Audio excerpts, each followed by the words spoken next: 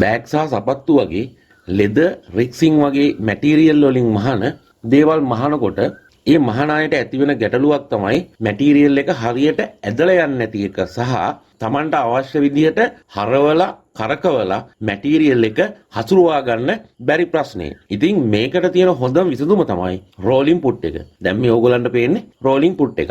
ඒ වගේම මේ rolling put එක පෝස්ට් බෙඩ් මැෂින් වලට සහ අපි සාමාන්‍යයෙන් ගෙවල් වල පාවිච්චි කරන ඉන්ඩස්ට්‍රියල් හයි ස්පීඩ් සිංගල් නීඩල් මැෂින් එකටත් හයි කරන්න පුළුවන්. ඔයාගේ මැෂින් එක නෝමල් හයි ස්පීඩ් මැෂින් එකක් නම් ඒක සිංගර්ද, සෝජිද, ජැක්ද, බ්‍රදර්ද, ෆැබ්ද කියන එක අදාළ වෙන්නේ නැහැ. ඕනම බ්‍රෑන්ඩ් නේම් එකකින් ආපු හයි ස්පීඩ් මැෂින් එකට මේ රෝලින් පුට් එක හයි කරන්න පුළුවන්. මේක ඔයාට තියෙන වාසිය තමයි ටෙප්ලොන් පුට් එකක් දැම්මත් පොඩ්ඩක් ඇදලා යන්න සපෝට් එකක් තියෙනවා මිසක් හරවලා ගන්න තැන් එජ් එකක් වගේ එකක් අන්න ඒ වගේ තැන් වලදී මහන්න අමාරුයිනේ. රෝලින් පුට් එක දාගත්තට පස්සේ කිසිම ගැටලුවක් නැතුව ඔයාට අවශ්‍ය විදිහට හරවලා නමලා කරලා මහන්න පුළුවන්. උදාහරණයක් කියන්නද? සපත්තුවක් සෙරෙප්පුවක් වගේ එකක අයිනෙන් වටේ මහගෙන යන්න ඕනේ. ටෙප්ලොන් පුට් එකක් තිබුණා වුණත්, වන් සයිඩ් පුට් එකක් තිබුණා වුණත්, ගේජ් පුට් එකක් තිබුණා වුණත් ඔයාට ඔයා මහගෙන යන ලයින් එක හරියට පේන්නේ නැහනේ. ඊට අමතරව ඔයාට අවශ්‍ය විදිහට කරකවලා හසුරුව ගන්න බෑනේ. අන්න ඒ ප්‍රශ්නෙට විසඳුම